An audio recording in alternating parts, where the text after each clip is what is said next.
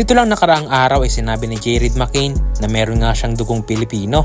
At hindi lang siya ang mga NBA player na may lahing Pinoy. Nandyan si kabayan Jordan Clarkson at Jalen Green. Kaya dito tayo napaisip na paano kung pwede ngang makapaglaro ang mga to sa ating national team in the future. Siguradong magiging rank number 1 ang Gilas Pilipinas sa buong Asia.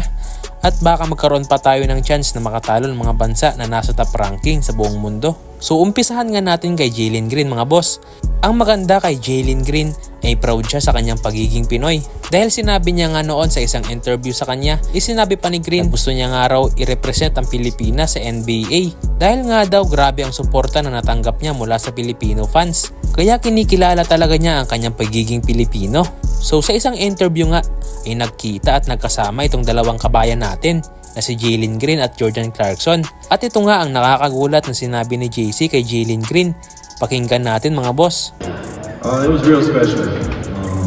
Now, next thing we gotta work on is getting Jalen in those jerseys. Yeah! It's the Olympics, man. Parang sinabi doon na nire-recruit niya si Green na maisuot ang Gilas Pilipinas jersey. Ang huling laro ni Clarkson sa Gilas ay noong 2022 pa at mukhang gusto niyang makasama balang araw si Jalen Green sa ating Gilas Pilipinas. Ngunit sinagot lang siya ni Green na masyado pa raw maaga para pag-usapan yan.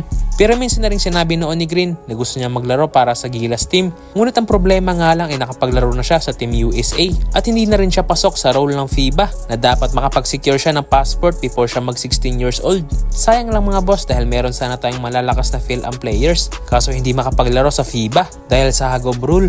Nakakapag-average ngayon si Jalen Green sa NBA ng 19 points, 4.7 rebounds at 2.7 assists per game. Kaya imagine kung makapaglaro to sa Gilas ay napakalaking tulong ang maaambag niya sa ating national team kung sakali.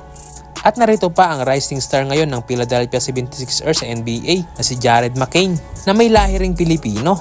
Ayon kay McCain ay meron siyang Filipino roots ngunit 10% lang. Ngunit kinikilala pa rin niya ang kanyang pagiging Pinoy. Pero what if makapaglaro ang tatlong NBA player na to sa ating Gilas? Siguradong ito na ang masasabi kong pinakamalakas na lineup ng Gilas Pilipinas. Ngunit mukhang suntok sa buwan pa na mangyari to mga boss. Dahil imposible talaga magsama-sama sila dahil sa rules ng FIBA. At imposible na rin maging local player ang mga to dahil aabutin pa ng napakaraming taon at proseso bago maging isang local player ang isang NBA player na hindi naman lumaki sa bansang paglalaroan niya. Shout out my Asian community though. Asian community. Do you think Jared's Asian, Bona? Jared is Asian? I am. Well, what's he? Filipino. Oh, Filipino, yeah. You didn't know that? I mean, only like probably 10%, but that counts.